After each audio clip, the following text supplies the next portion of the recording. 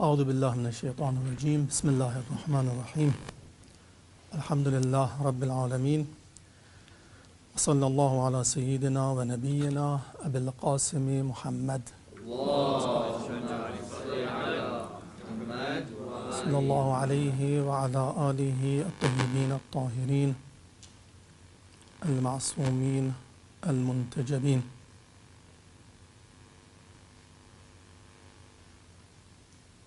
At the beginning, I would like to thank my dear brother Haji Jahangir for inviting me to this sacred gathering.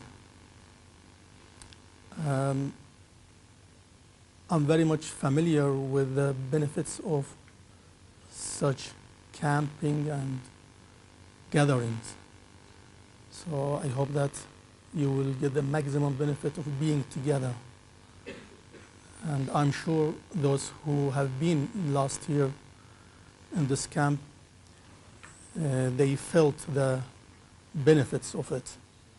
And those who are new to this camp, definitely when they end this camp, they will find out that they achieved many positive and spiritual achievements and achievements that affect their life and their future. And more than everything, affect their view towards the life and towards this world. The topic which has been chosen for me is the very important topic, the topic of Akhlaq or ethics.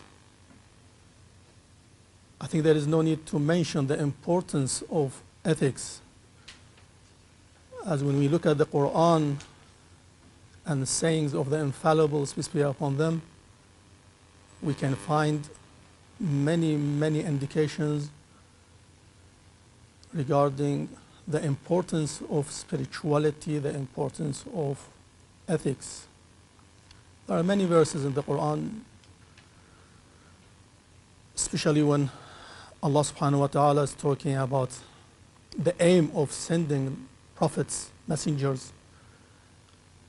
Allah mentions at the beginning, لِيُزَكِّيهِمْ وَيُعَلِّمُهُمْ. So the first is purifying, then educating them or teaching them. So purifying refers to the ethical or moral values. There are many places in the Quran in this regard, and the sayings of the infallible, just to mention some of them. The very famous saying of our Prophet ﷺ, he says that إِنَّمَا بُعِثْتُ لِأُتَمِّمَ مَكَارِمَ الْأَخْلَاقِ. So he limits the aim of his coming to us is for completion of the moral values. So this saying has a lot of meaning, so I don't want to go into the actual text now, just to refresh the minds. Or there's a very famous saying for Imam Ali alayhi salam. He says, لو كنا لا نرجو جنة ولا نخشى نارا ولا ثوابا ولا عقابا لكنا طولبنا بمكارم الأخلاق. If we would have not, and we wouldn't have any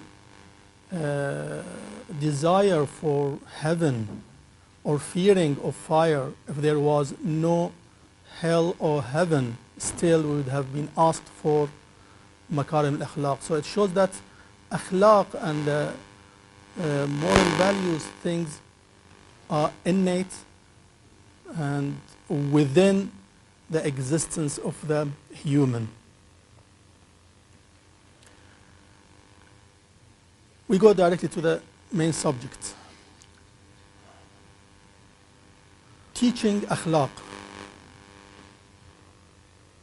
When we speak about teaching akhlaq, usually, first of all, we talk about the students being children, and the age starts from, let's say, 5 up to 14, 15 years old. The childhood period of time is the most important period in the life of a person, because it is the period that forms the personality of the human. If you want to see a person in his adult age, look at him in his childhood. And when you see an adult in his behaviors, you can imagine of his childhood as well. So it is a very strong link between the childhood period and the adult time of a human and person. So we can say, or we can call the childhood, it is the period of to become, the period of building the self, building the personality of the self. In this period, there are 4 main elements. These elements play an important role in forming the personality or the future of a person. The first element is the mind. So the better the mind has a person, he will have the better personality in his future. The second element is the body, the physical body. The third element is the environment and the people that he is in touch with and the circumstances that he lives within. And the fourth element, which is usually it is said that this is the most important element, is spirituality. Spirituality plays a very important role in forming the personality of the person.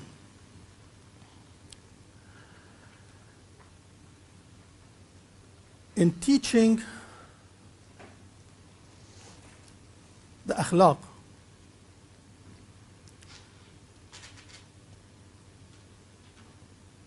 one thing we have to differentiate and we have to understand when we talk about teaching akhlaq, there are differences between ethics and etiquette.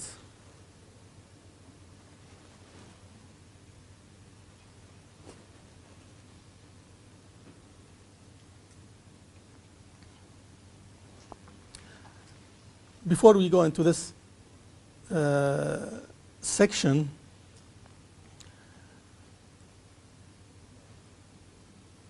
I would like to mention something which is very important.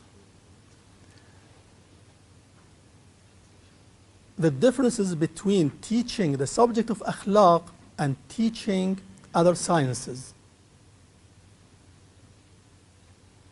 There are few differences. Because teaching a subject or teaching a science, if we want to know the rule of that science in the life of the students, we have to know what we want to achieve when we teach a subject or when we teach a science. In teaching akhlaq, in addition that we need from the students to understand things, memorize things, we want them to act. We want them to accept the subject. We want them to accept the instructions and rules by their hearts. And then we expect from the students to act upon those rules and instructions.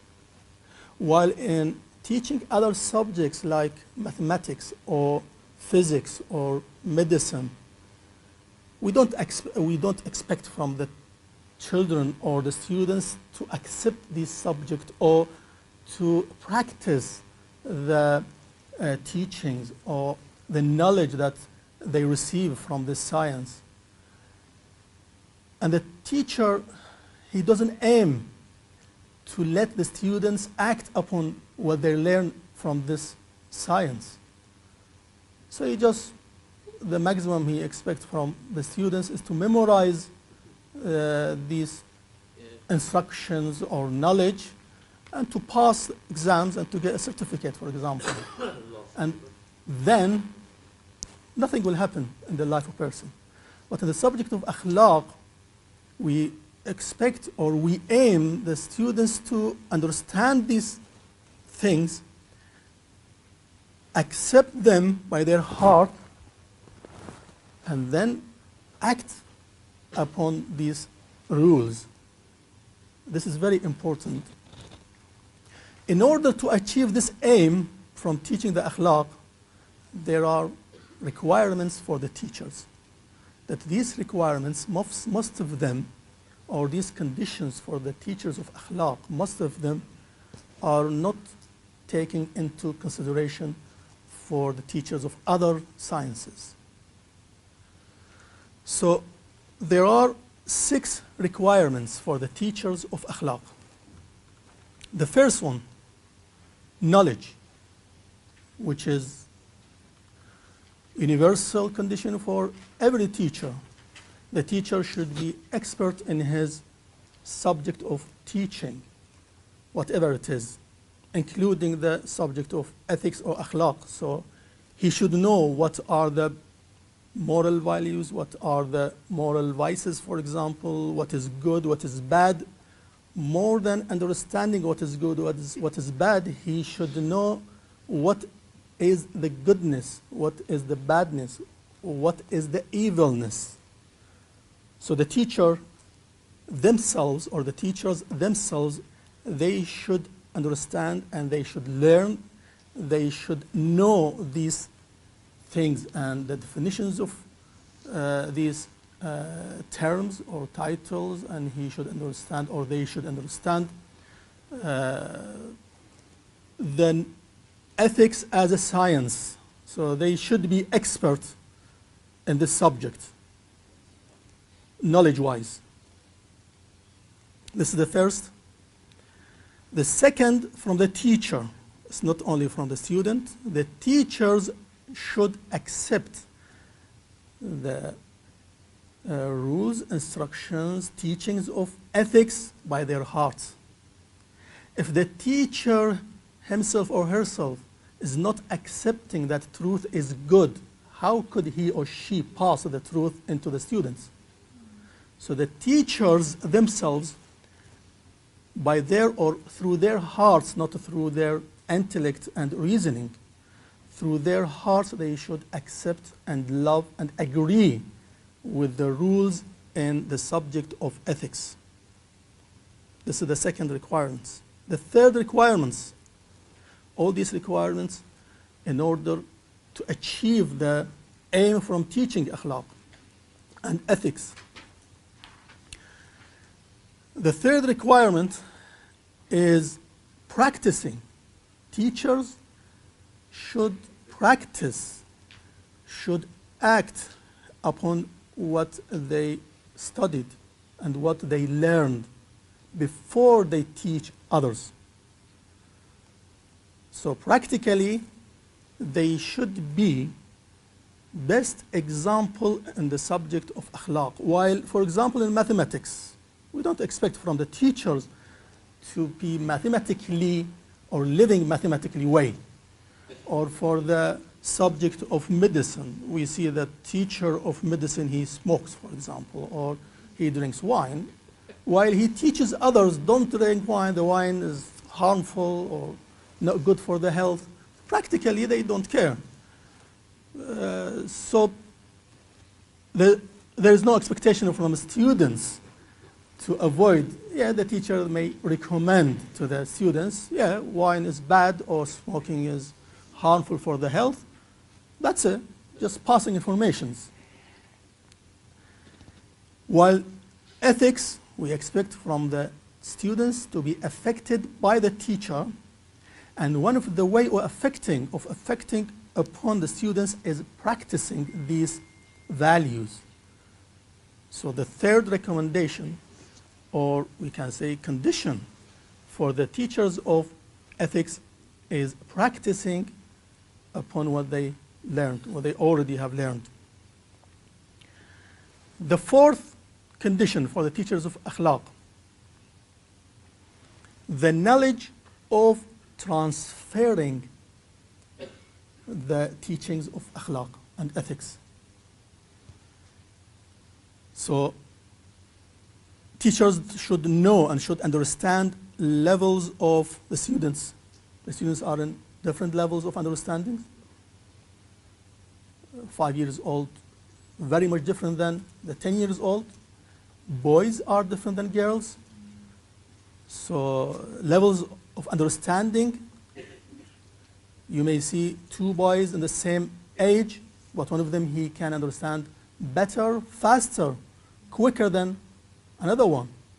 So the teacher of Akhlaq should consider these things. He should know how to treat every single situation or every single case. In this condition, the teacher should understand the circumstances of the students. The teachers should understand the culture of the students. I'm from different culture background. I can't teach Akhlaq. I will tell you why.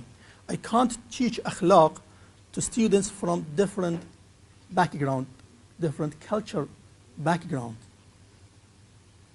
Yes, I might be able to transfer some of the general ideas, but practically, I will face some problems and difficulties. I will leave this section to question and answers.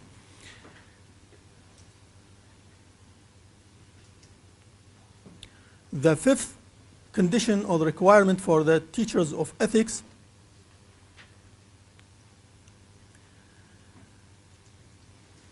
we can call it acceptance from the students. The students should accept the teacher. When we say accept, means should be happy with the teacher. We can say the feeling of students should reach to the level of loving the teacher. If students don't accept the teacher being a role model or a teacher for themselves, they will not listen to them.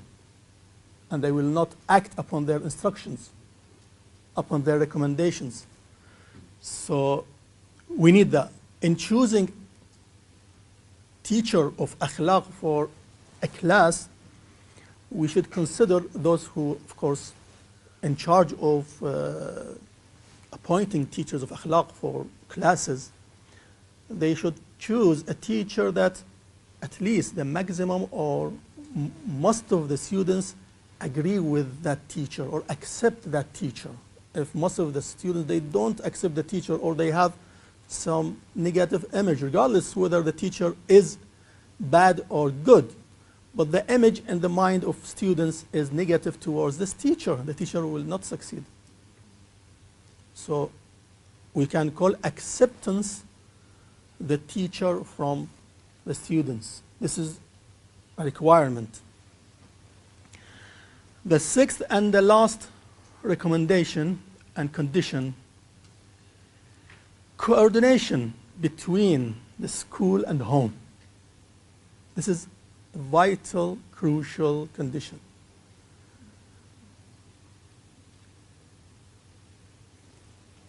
We all know that the students, the maximum hours they spend in the ethics class, maybe let's say 2 hours, 3 hours a week.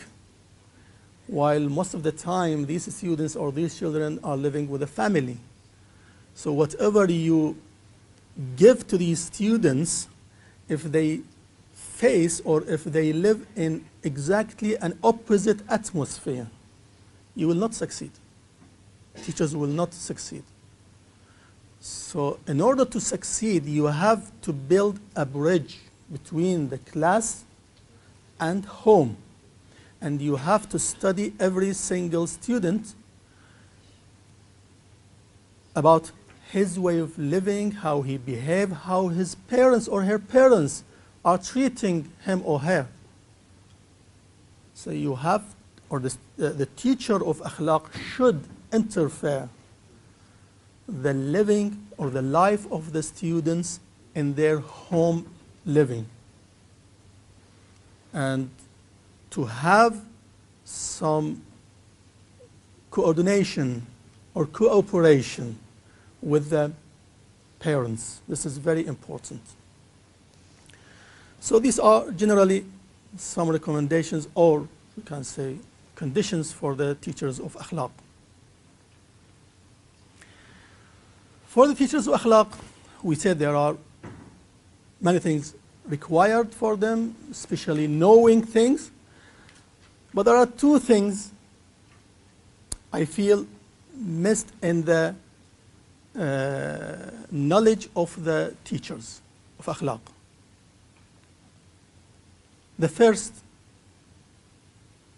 is the difference between Akhlaq and, let's say, in the Arabic term, because some of the Arabic terms we can't translate it into English, or we can't find a unique or a single English word to give the complete or the right image of that term.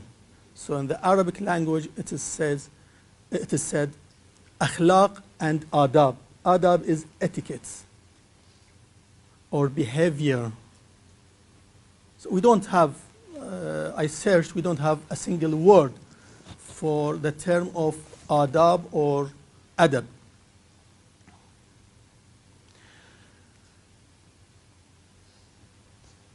So we can call it etiquettes, we can call it manners. So we have ethics and manners. There are about 5 differences between these two, Akhlaq and adab. And it is important for the teachers of ethics to know the difference between these two. When I mention the differences, you will understand why it is important. The first difference between Akhlaq and adab is Akhlaq relate to the spirit, while adab relate to the action and the actual doing. The etiquettes are relating to the actions itself.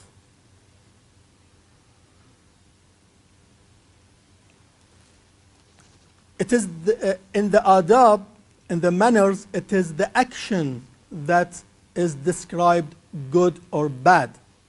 While in ethics, it is the personality of the person. And the person is described to be honest, truthful, brave. So this is the first difference between the adab, or the etiquettes, which are manners and actions. While the akhlaq, things or descriptions for the soul, descriptions for the personality of a person. So in order for an action to be described as a good manner or to be a good manner, there are 2 requirements. First, this action needs to be lawful. Lawful means according to the Islamic Sharia. The second, this action should be produced by the free will. If a person is forced to do respecting parents, it is not called adab. Or if a person has forced to do a good action or a beautiful action, this action is not described as being a good manner or etiquette. The etiquette or the adab, that manner or action has taken place with a free will, and the action itself is lawful action. So this is the first difference between akhlaq and adab. The second difference between akhlaq and adab, the ethics are invariable throughout the time. They are fixed, unchangeable, while manners, etiquettes, changeable, variable throughout the time. Give you an example. Respecting, honesty, these are ethics. They are invariable. They are fixed, unchangeable throughout the time. 1,000 years ago, 2,000 years ago, 10,000 years ago, 5,000 years later, respecting is good. Bravery is good. These are moral values, trust, honesty. They don't change. While the manners or the etiquettes means the actions, the beautiful actions change.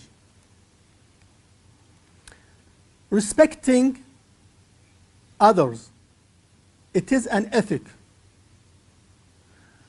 But when it comes to the actions, to show the respect, this varies from time to time.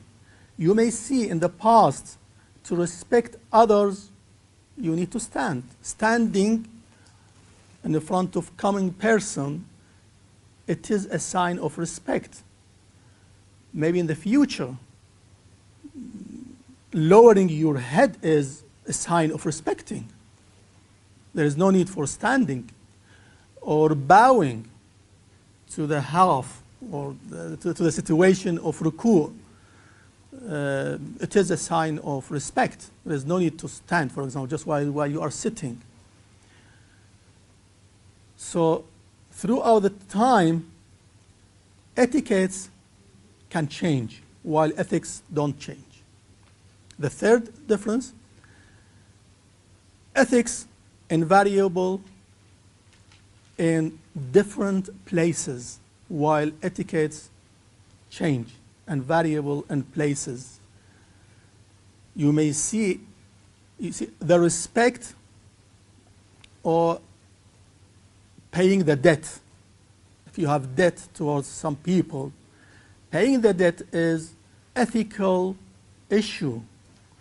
It's a moral value. So paying the debt is unique and fixed everywhere.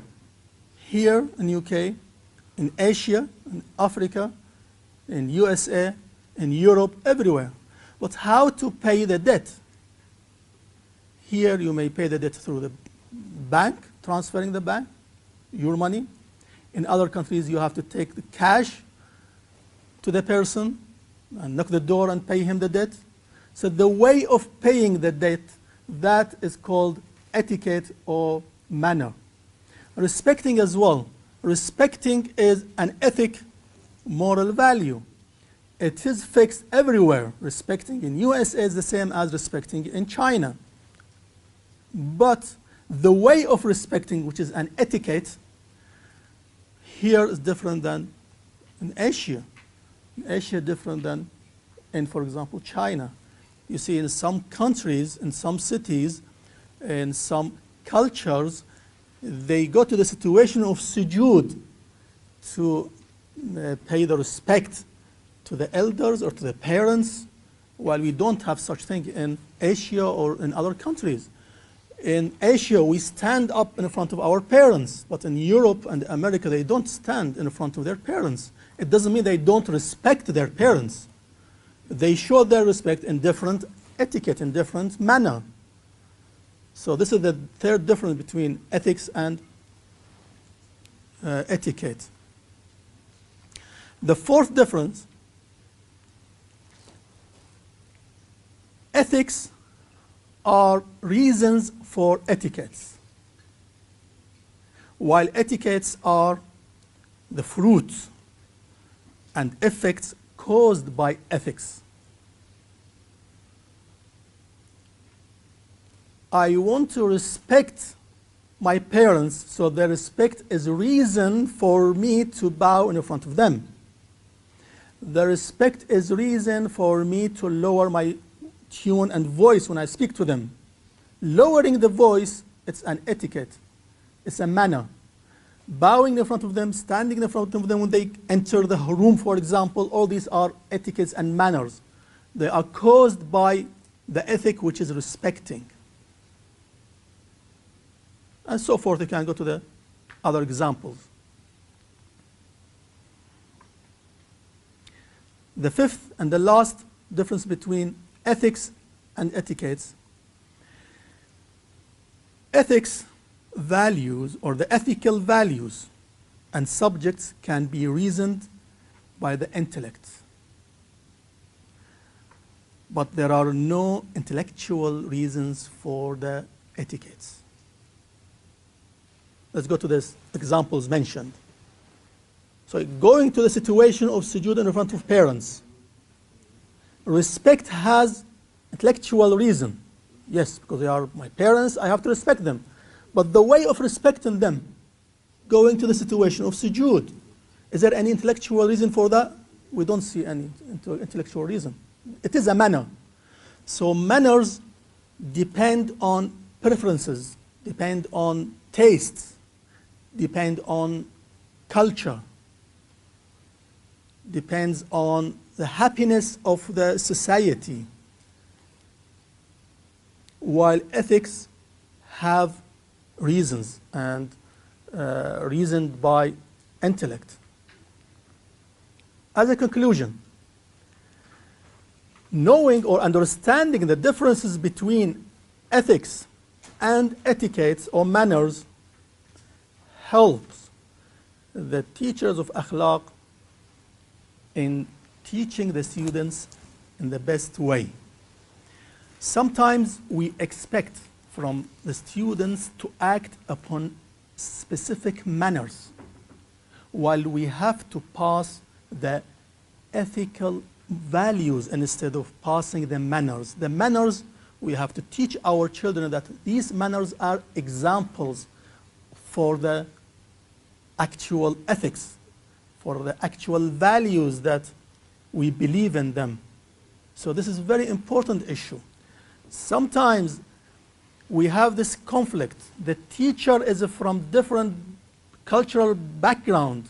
Students are from another background, and the teacher expects from the students to act according to his way of showing the respect, according to his etiquettes, his manners, while he shouldn't. Sometimes the teacher forces the students to act upon a certain action, telling them this is the respect to parents, this is the meaning of being honest to others, this is the meaning of being truthful, while it could have a different appearance, different way of showing the respect in the culture of the students. There is no need to force them to do the same actions that you do. So this is very important for the teachers of Akhlaq to understand the difference between manners, etiquettes, the way of showing the ethical values, and the actual values and the actual ethics. This is the first thing that teachers should know. The second,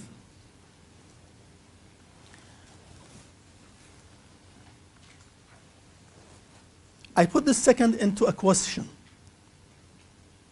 Let's assume a person is living alone without having any connection with others, with people.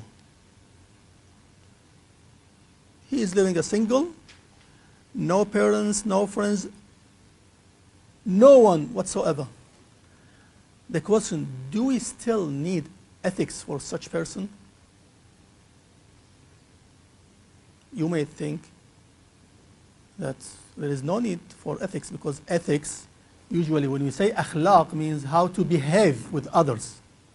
So when there is no others, so there is no need for ethics.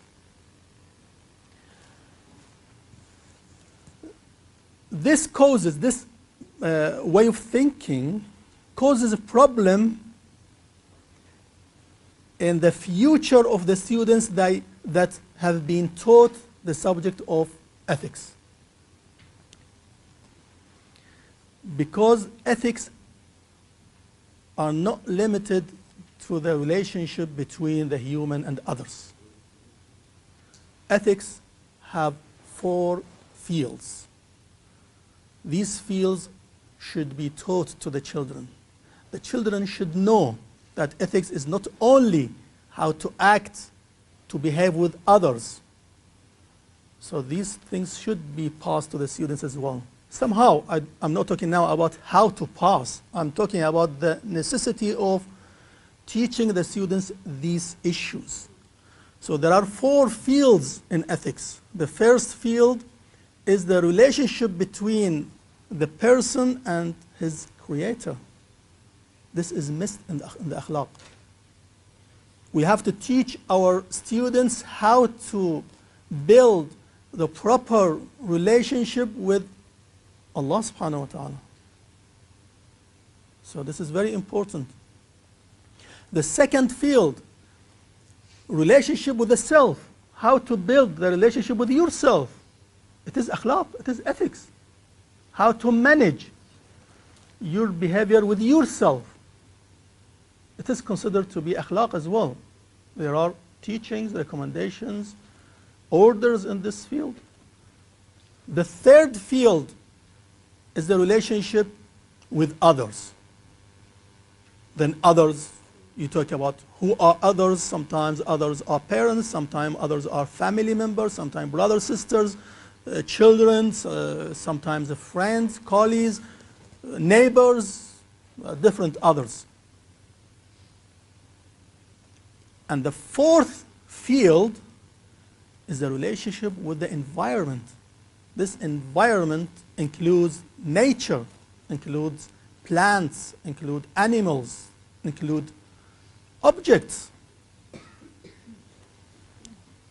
So these are the 4 fields which are required that we teach our children or our students, that akhlaq, ethics, cover all these 4 fields. And we have to consider, this is very important, we have to consider all these fields when we teach the students the subject of akhlaq. We shouldn't just concentrate on how to behave or how to treat others.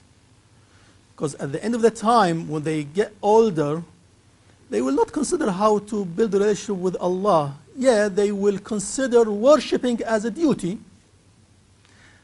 But you have to teach them that there is or there are some various forms of relationship with Allah subhanahu wa ta'ala.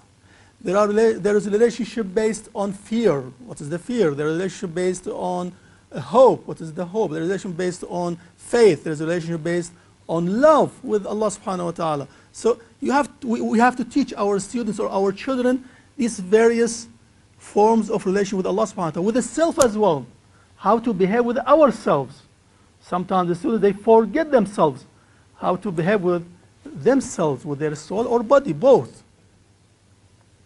Or how to behave with the objects in the school, for example, or in the house, with the toys, with the table, with his belongings, for example, with the trees, with the grass, with the animals, the cat, all these are part of ethics. So we have to consider this.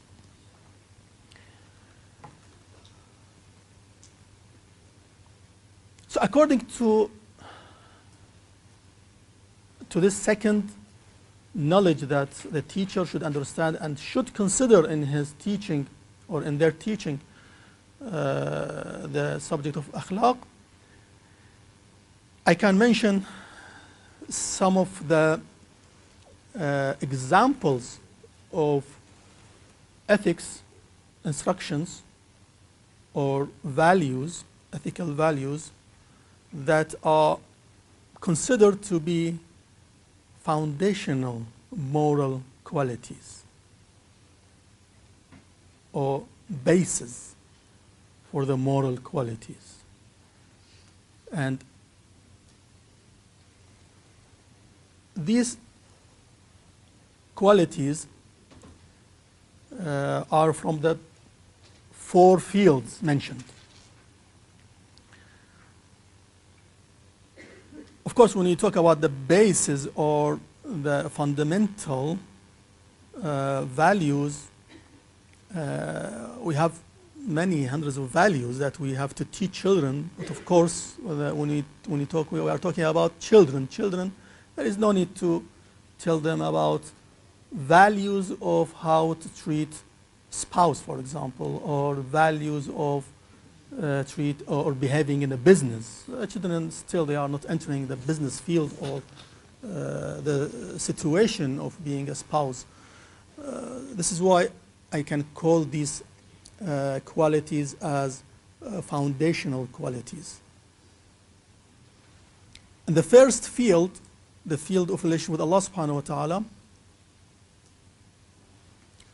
one thing which is very important, we have to teach our children from the first teaching age, is building a relationship with Allah subhanahu wa ta'ala based on love.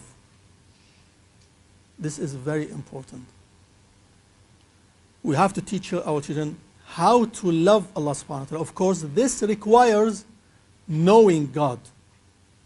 Again, passing these informations to know Allah subhanahu wa ta'ala and to love Allah subhanahu wa ta'ala, it depends on the age of the students, the ability or the level of their understanding.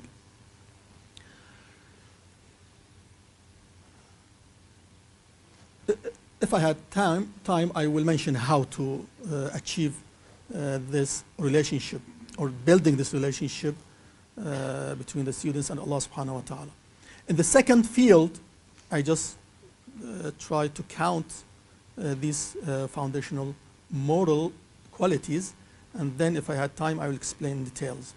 In the second field, the relationship with the self, the students should practice and should know how to achieve the self-discipline. Self-discipline, accountability, and taking responsibility of their own actions. This is very important. They have to learn how to do it, and they have to practice in the class. This is regarding the self, how to behave with the self. The second, confidence. We have to teach them to be confident between themselves, with themselves. And the third field, in relationship with others. This is very important. The first moral quality is telling the truth. I'm sure that every mother and every parent, they have such problem, and always they ask about our children, they lie, or even the school teachers, usually they ask this question, that how could we teach our students or our children to say the truth, telling the truth. There are some procedures and some recommendations. This is very important. We are considering this as fundamental, as basis for the moral qualities. The second is respect.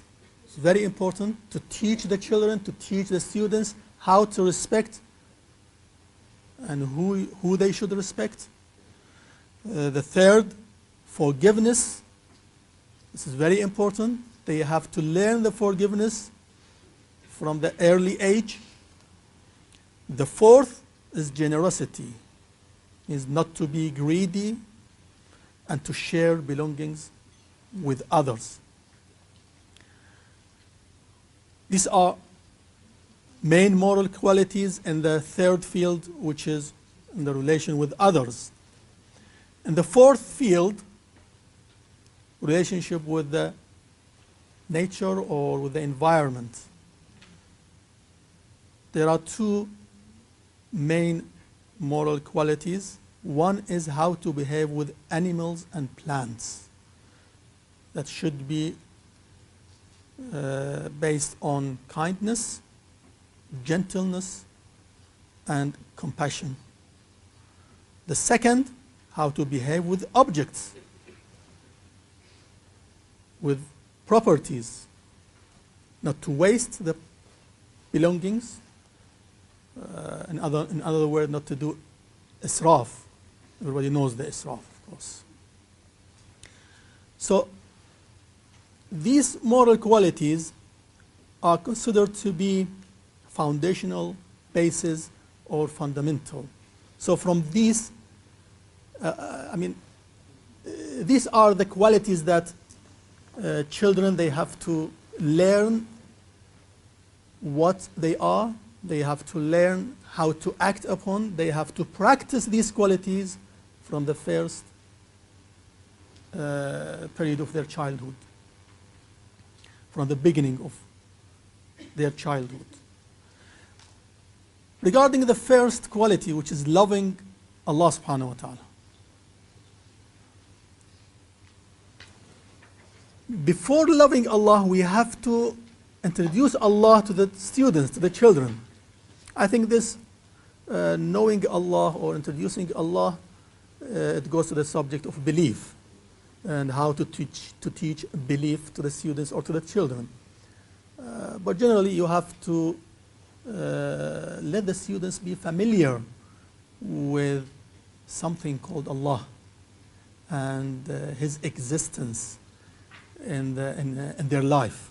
This is very important. But how to let them love Allah subhanahu wa ta'ala?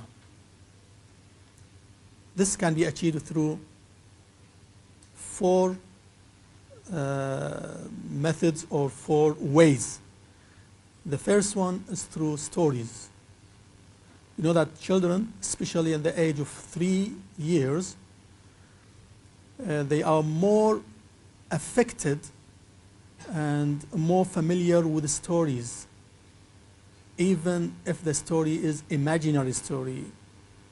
In this age, children cannot distinguish between the real story and the fact and the imaginary story, and sometimes they put themselves in the persons who are in the story. That story could be imaginary, so it's unreal story, but yet they sometimes, or most of the time, they put themselves in that position. So this is why sometimes you see some children, when they are affected by some cartoons, they try to copy. They jump from the 7th floor, for example. They try to copy a cartoon. So the story is something real in their mind, regardless whether the story itself is real or unreal. So this is very important that we have to direct this feeling and this understanding of child into the right direction. Try to give real stories. Try to connect the children with the facts instead of engaging them and spending their time in watching or listening to imaginary stories or cartoons. So try to tell them the real stories. And in the stories, you can choose the stories which relate to the strengthening the love to Allah subhanahu wa ta'ala. By giving some story of how Allah is helping others, how Allah is helping the parents, for example, how Allah is behaving, how Allah has mercy. So by telling different and various stories. Stories about infallibles, stories about just people. Why not about people, normal people, your auntie, your brother-in-law, your sister-in-law. You just give nice, positive stories aiming to strengthen the love to Allah subhanahu wa ta'ala. So this is one. The second, trying to telling the children that whatever good you have, whatever things you think that they are good, regardless whether this judgment is right or wrong. Whatever they think that it is good, tell them this is from God. You think your parents are very good, you love your parents. Look, my dear child, your parents, Allah subhanahu wa ta'ala has given to you. Oh, you love, for example, this subject. Look, this subject, Allah subhanahu wa ta'ala provided. You love this car or this toy. Look, Allah has given you this toy. So whatever the child loves,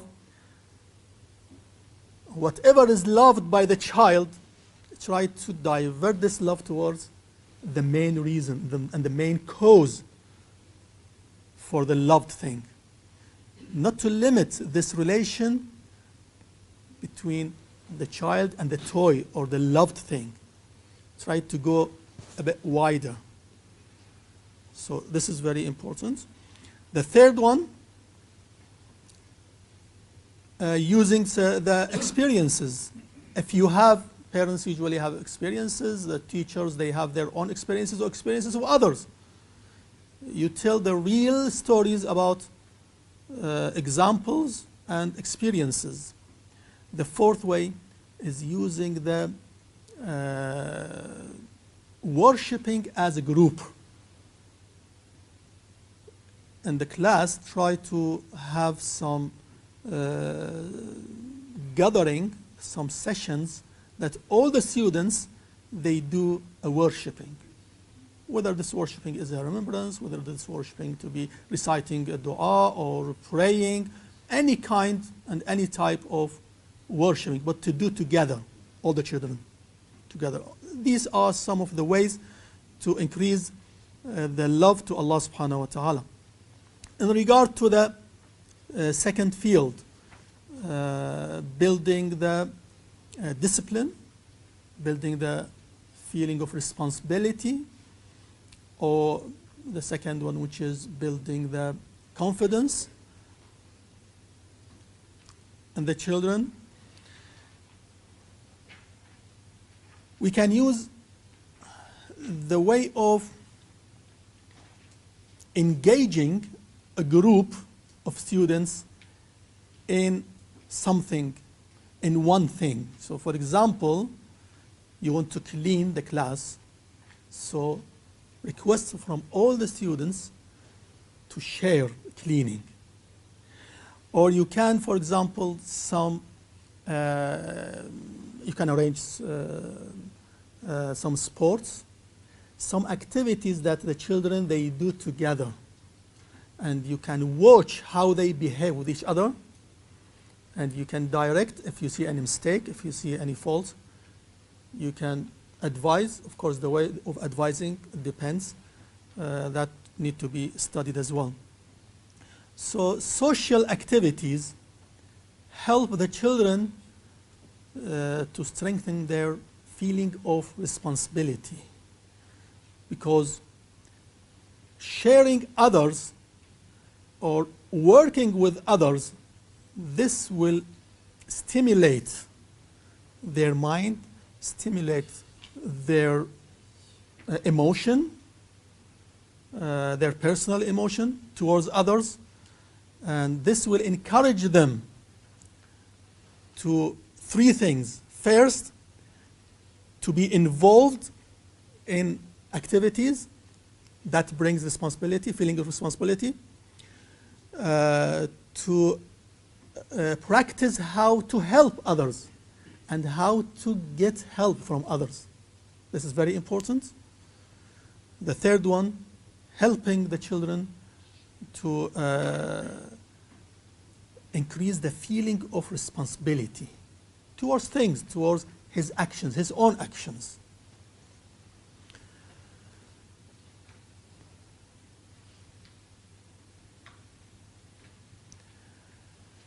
In regard to increasing the confidence to the children or to the students, there is one point or one example. What should the parents or teachers expect from the students or their children in regard to the confidence, subject of confidence?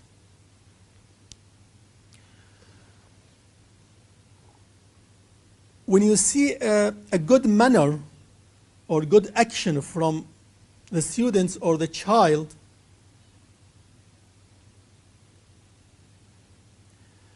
try to encourage the students or the children. But how to encourage them? It's very important.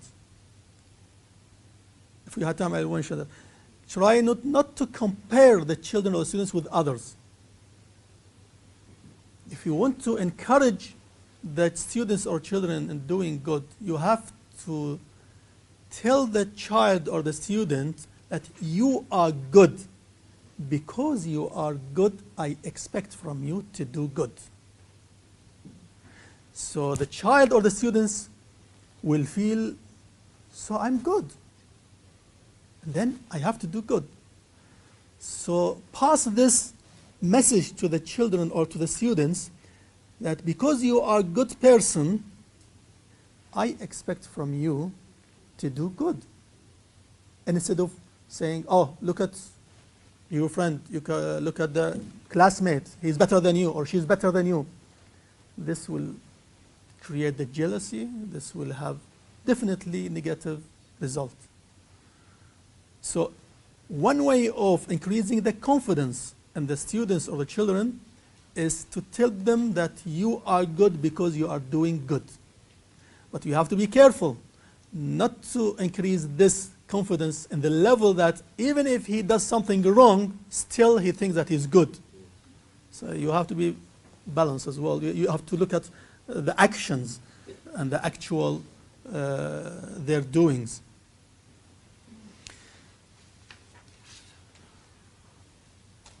I think I have to stop here because I would like to stick to the time given, which is 1 hour, and it's exactly 1 hour. وصلى الله على محمد وآله الطيبين الطاهرين.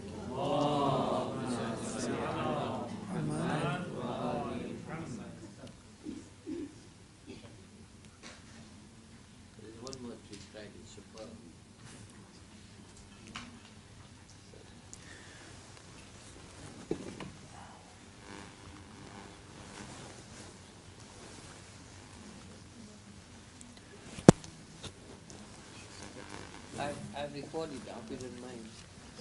I've recorded the lecture, I hope you don't mind. To help on it.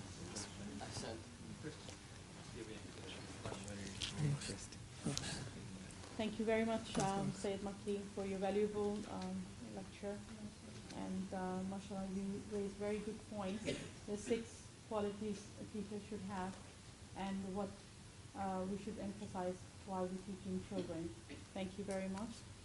If you have any questions or suggestions, or if you would like to share any experiences, you can do that right now with respected Sheikh Mirza Abbas and also Sayyid Makki. There's a hand raised. Mic. So, let me bring the mic. So,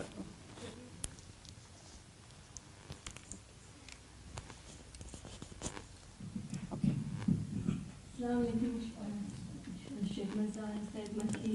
Thank you so much for the talk. So Allah, you mentioned you start off on the baseline to appreciate the child, that you are good, so I expect good from you. So as adults, where is this rationale coming from, Allah? Is it because Allah subhanahu wa ta'ala has created us pure? Because the reason why I'm asking this is often children are beautiful, but it's often we find adults who are interacting with the children are judgmental. So how do we share with our colleagues that let's give that benefit to a child, and every child deserves that you are good, so inshallah good will come out of you. If you can help us with that, please.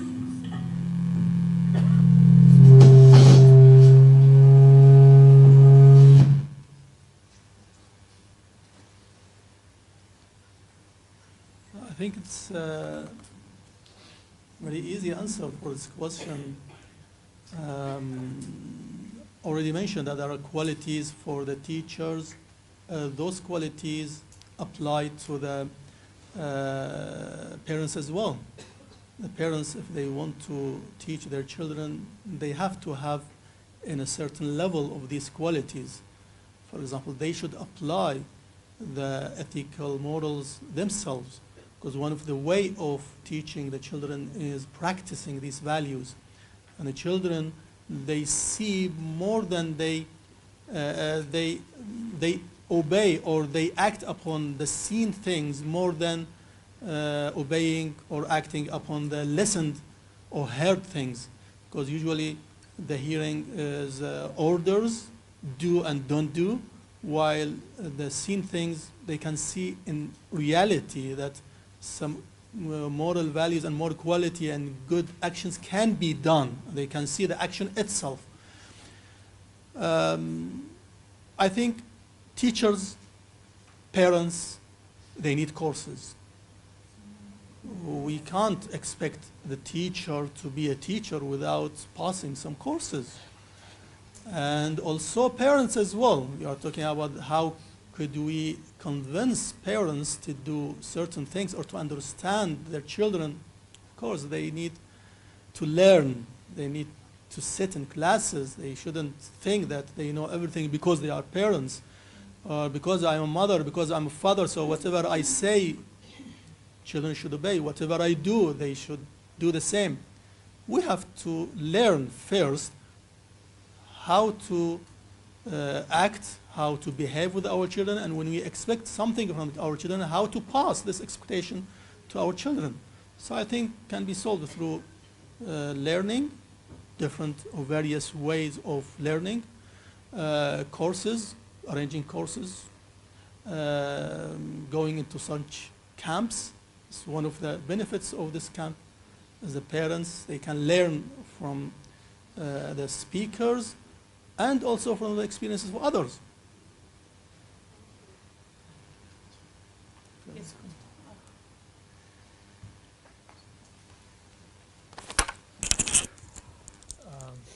Thank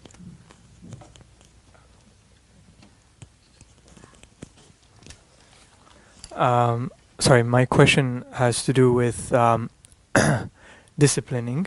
So for instance, let's say a child or a student, so let's say, you know, they're not, let's say it's time to go to sleep, for example, and they're not cooperating, you know, or brushing or any of that. How can we increase our patience so that we don't basically get frustrated, get upset on the child, because obviously that has negative consequences on them and we're not being the role model for them. Do you have any advice on that?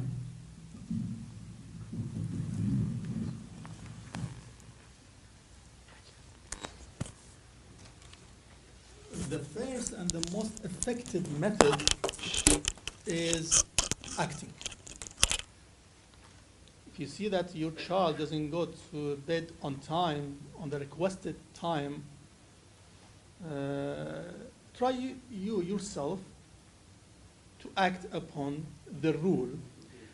You make a rule in the house. You say that the rule of this house, 10 o'clock, everybody should be in bed. You, your wife, other children, try to act upon this rule. You may see that one of your children or your child doesn't act upon this rule. Leave him. Don't punish. The punishment is not always good. Most of the time, punishments give opposite result. So try to act. You have to be very patient. Take your time. 3 days, 4 days, week, 2 weeks. Try to use some indirect indications towards the child that you have to sleep. Turn lights off. Please don't make any noise. Everybody's sleeping. So don't tell him, go to bed. Don't make any noise, please. Did you wash your teeth? Wash your teeth earlier, because when you wash your teeth, there is a noise of water, we can't sleep. Please don't make any noise. Okay, don't sleep. Don't go to bed, but don't walk. When you walk, we hear your steps. You see, try to let him go to the bed indirectly, because usually children in the age of 5, 6, up to 11, they try to do opposite what you order. So don't order. So what about ourselves? If we don't go to the bed ourselves. Yeah, this is so if men they don't go, they need the wives to take them to bed. Because you are talking about ourselves, mean men, not. Sorry, it's a joke. To give them choices.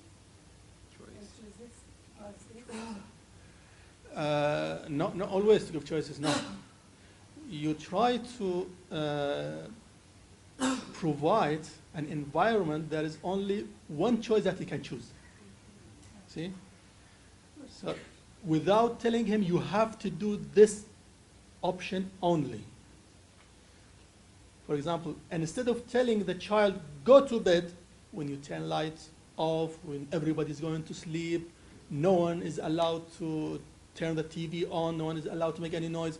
So the child sees there is no other option. The only option is to go to bed.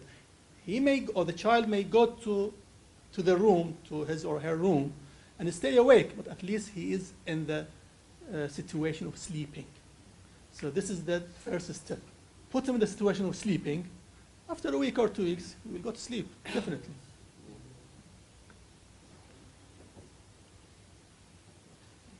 I just have a follow-up on that question then. So you said not to punish and to try and act in a way that they're inspired to act themselves. What if, say, you put them in the environment where you put them to sleep and everything else, but then they go and turn the lights on and stay awake? Or they go and do something. At that point, would you then need to discipline or punish? Usually when we talk about punishment, we don't say punishment means hurting the child. Punishment means one of the way of punishments which is more recommended is to deprive the child from some benefits. Not to give what he wishes, what he wants, what he desires. Sometimes he likes to have an iPad. So, you know, I don't buy an iPad.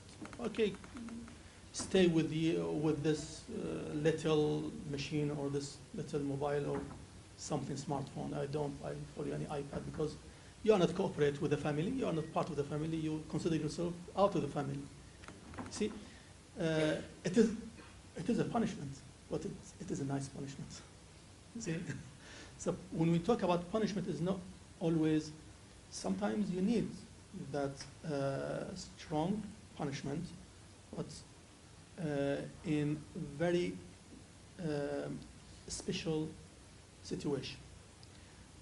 And that strong punishment should be controlled as well. And that should be in a situation when it comes to the halal and haram,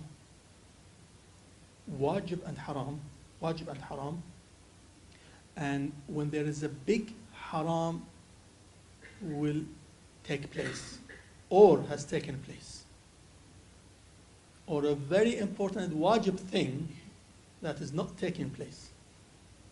When you tried all methods of teaching the child and the child is not listening, in this case you have to be more strict. You have to show to the children that there is no room for argument, there is no room for options, there is no room for discussion about these things. These are the red lines. About the etiquettes and manners, these are general things, but the wajib and haram, from the childhood, the child should understand that there are red lines. Unfortunately, sometimes the families, they obey the children. They say, oh, as a child, oh, let him do whatever he likes. Okay, if he gets used to do haram things, then how could you stop him from doing the haram later on? When he is happy and he looks at the parents, when the child looks at the parents, they have no reaction regarding him doing any haram things. So he thinks, or the child thinks it's good. And it is not his fault, it's the fault of parents. We can't blame the child. When he gets older and he acts upon that haram, and we say, oh, why you are doing? Don't blame the child, blame yourself, because he was doing this while he was child, and you need to stop them. So you have to show the child from his childhood that there are red lines. But of course, according to the level of understanding of the child, you can't do the same with the child of 4 years old and the child of 10 years old. So showing the red lines is very important. Just wanted to add on what Hajar has mentioned, because we have this hadith that the child is a king, I don't know, 7 years, and we always misunderstand this by thinking that, okay, if he's doing something haram because he's the king, he can do whatever he wants. So it's quite important, and in the earlier of his talk, Hajar pointed out to the mannerism and akhlaq. You know, there could be certain things that the child is completely going into the akhlaq. Maybe in the manner, okay, you know, he's being naughty, but in terms of certain akhlaqi qualities, you don't really find anything or in her. Then you have to really, be serious about it.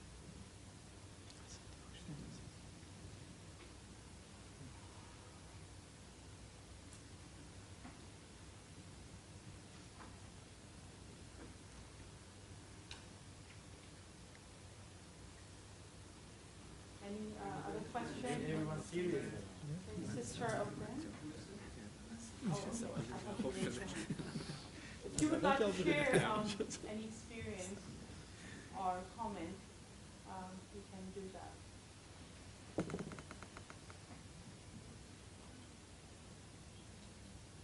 Was there anything else Aga wanted to complete? Because he finished the book here at his hour. Is there anything else he thinks he would benefit from hearing if nobody else has anything to share?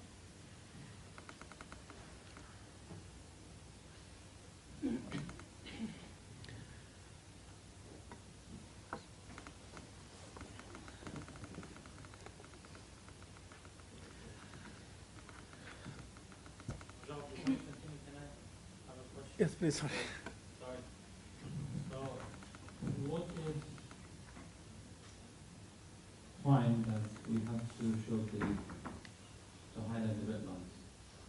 So, what if you highlighted the red lines and you gave nice punishment or a bit more serious punishment, as you mentioned, but that didn't work? And then what should be done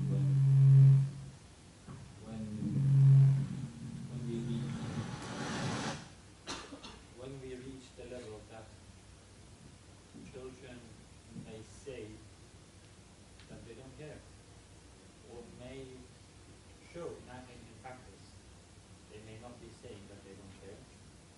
For example, what you are saying or we are saying, what the parents are saying. But in practice, they may show that they don't bother, they don't care at all. So I'm saying how this should go ahead, and where's the stop line that we should stop penalizing, giving punishment, or being more serious. How should we do it? The duty of parents is to use any possible way and mean to educate, to teach the children. If this method didn't work, that the parents themselves directly getting involved with the children, they may use some other methods or indirect ways. Indirect ways in the sense of the parents themselves are not getting involved. So the parents can arrange with the school to work on a certain, let's say, moral vices or some evils, to deal with that in the school through the teachers.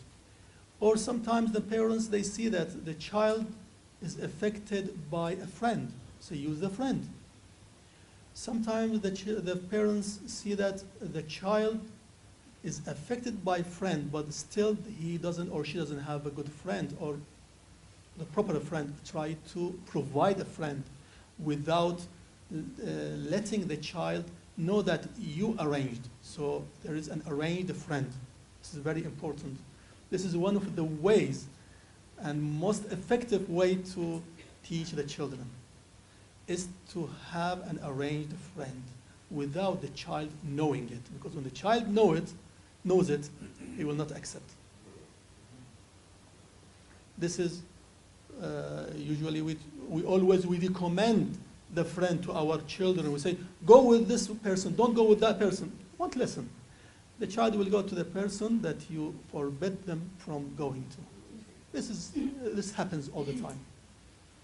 So without telling the child who you should go with, try to control the circumstances, control the environment, control the relationship indirectly, control the places that your child goes and he be. So try to allocate some friends that you want them to be friends of your child. So there are various ways. You may use family member. Some of the children, they like, for example, a child like his auntie, his, for example, brother-in-law, or grandmother, grandfather, from the mother side, from the father. Try to use this. At the end, if all these means didn't work, the parents should continue trying. If at the end didn't work, they did their duty. We have children, the son of Nuh. We have children of prophets. It's not necessarily that a child must be good and all the ways and the means of the parents used should be affected and the child must be good. There is no guarantee, the guidance from Allah subhanahu wa ta'ala. But we have to do our duties and we have to use various and every possible mean. And one thing which is very important, you may say, okay, I did whatever is necessary. That's enough. There is no enough. This is, you have to keep in mind, there is no end. You have to keep trying, although it doesn't work or you feel, oh, it's impossible to work. One day will work, be sure. Continue speaking to your children, even though the child is not listening to you, not caring of what you are saying, just keep saying. Because these sayings will stick in the mind of children, in the mind of the child. When he gets older, be sure that this child will remember your sentences and your every single word you said to the child. This is what happens to us. This is what happened to us. Look at yourself. When you get older, you remember most of the words that your mother or your father has told you, whether it's good or bad. You may not listen to the parents when you are a child, but when you get older, when you feel responsibility, when you are more intellectual, you go back to yourself. Oh, this is I learned from my mother. My mother stopped me from going into hell, into bad way with this friend. So you will appreciate your mother. You will appreciate your father when you get older. So don't give up at all. There is no stage of giving up at all in teaching the children. There's one question I've got. There's a lot of problems with the schools, because the school's influence on the child is quite a lot. In the home, there's some few hours. Now, how can we avert, because there's a lot of very, very bad influence on sexual attitudes and things with the child in schools. How would you address it? How would you say it? Was a school, best thing is to start a school, especially for our own group. But how can we arrange this? Because it's not easy. Where there is viruses, you have to use antiviruses. Beg your pardon? Where there are viruses, you have to use antiviruses. So the antiviruses, you have, first of all, parents should know what are the evils things in the school, so to fight with them. Sometimes the parents, they don't know what's going on in the school. So how could fight something that they don't know, they are not aware about? So first of all, parents, they should know what's going on in the school. What are the negative things? So the parents, they concentrate on those negative things, not any negative thing. This is one.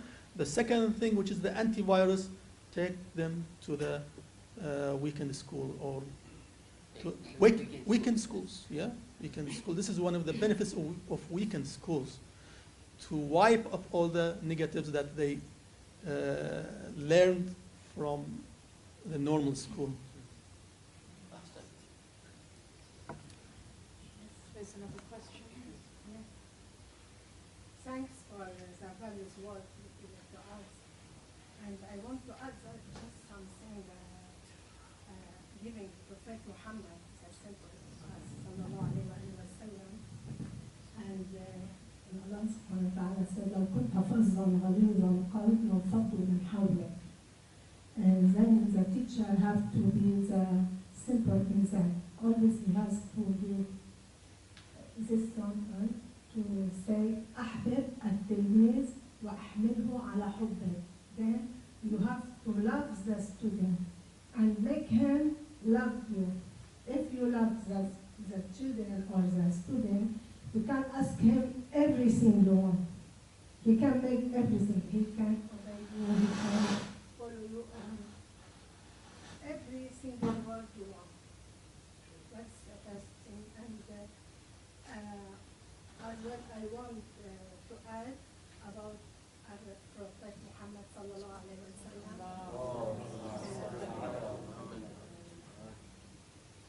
When Allah subhanahu wa ta'ala said, وَأَلْقَيْتُ عَلَيْكَ مَحَبَّةً مِّنِّي. The teacher always should be like Prophet Muhammad. With love, you can have everything, and it's straight the teaching especially. Ahsan, thank you. Thank you. The first comment you commented is the same, one of the requirements for the teachers that I mentioned, the acceptance from the students towards the teacher.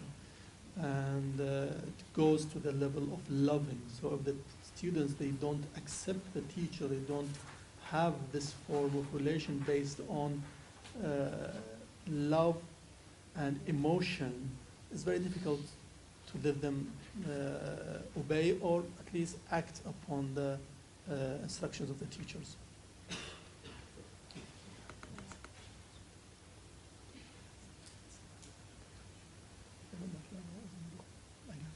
I have a question. Yes. So until what age do you think the children are more accepting of tarbiyah from parents or teachers? So until what time is the right time for us to work really hard? If you work hard on children to accept the teaching from you, then even when they are adults, they will listen to you. So there is no limit age or age limit for teaching. Even when they are adult, even when they are separated from the family life, they have their own life, independent family life. Still, parents have more experience, and in most cases, they know more than the children. So always try to advise them, but don't interfere their personal lives.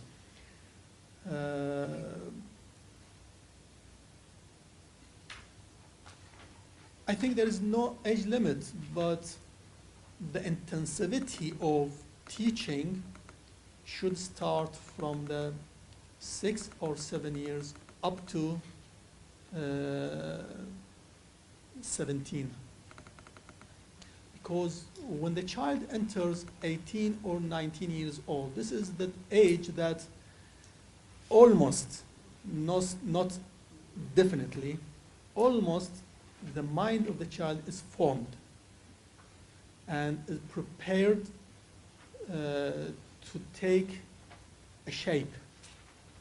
When we say a shape in way of thinking, looking at the life, looking at aims of the life. So this is the age of, it's called adult, age 18 to 19. But again, in this age, still you have to be in touch with your children, not to be misleaded. But you have to do the maximum work from the age of 6 until the age of 17. And the most dangerous period of time is from the age of 11, 12 to the age of 17. This is the time that the child understands things, getting aware of various parts and angles of the life, and tries to be familiar with especially those things that you stop them from being familiar with. So you have to be very careful, you have to be very patient from the age of 10, 11 up to the 16, 17. There's a question. Just one more thing. We live in a secular world. Our children are already formed and shaped by the secular education. The focus is very much on the self and the rights of the child.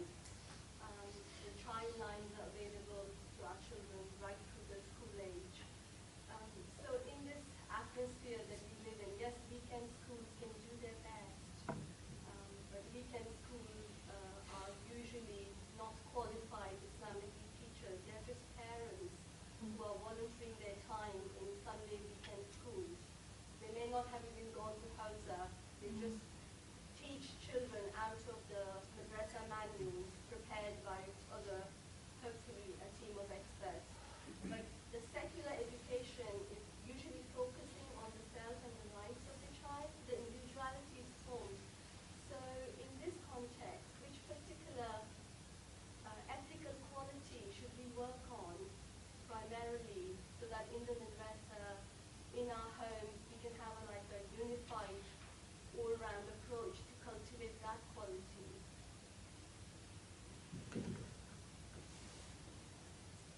First of all, regarding what you mentioned, that the weekend schools teachers are mostly not qualified. There are 2 points I'd like to just add. One is some classes can be run with the teachers with less qualifications. We shouldn't expect from all the teachers in all levels to be high qualified. This is one point. The second point, I'm sure that, and I know of sure that there are courses for teachers. These courses are arranged here in London and around for increasing the abilities of, or the qualities of the teachers and their teaching of Islamic educations to the children for those weekend schools. So it's good to encourage the teachers of weekend schools in any community or any center to join these courses or to follow where the courses is taking place, to join these courses. The last point you mentioned, I think if you concentrate on, because you mentioned that I agree with you. One of the problems in the teaching system or education system in these countries in Europe or in the West is concentrating on individuality and the personal rights, that you are what you are and be what you are. Don't look at your parents, don't look at anybody else. So whatever you think, it is good, because it is you, and be yourself. And always they say, be yourself. When the child says, oh, my mother said do this and that, they say, no, be yourself. When you listen to your mother, it is your mother, it is not yourself. So this creates a problem really in the family relationship. When the child comes to the house, tries to not to listen to whatever the mother says or the father says. So in this case, you have to stimulate the social relationship in this child. You have to take the child in some social activities, in some activities with others. Try to teach the child that you have to respect others as well. Others vary. We have others, your friend the same age of you. We have others bigger than you. We have others, your grandmother, grandfather. You have to respect them. Try to let them feel that they are not alone. They are connected with others. Try to pass this understanding to the child that whatever others do affect his life, and whatever he does affects others as well. This could be through various activities or various discussions with a child. I think through this, he will find out that he is not alone. He will find out that the decision he makes definitely will affect others. So he should consider others. So in the house, when the child does something, try to show the child, look, you did this, I'm affected, I became sad, I became angry, I'm hurt in my heart. So the child will think, oh yes, I have to consider my mother, I have to consider my father, I have to consider my little brother or sister. So try to stimulate the feeling of being with others, affecting and affected by others, affecting others and affected by others. This will reduce that mentality of individuality and being alone, and he should be whatever he is.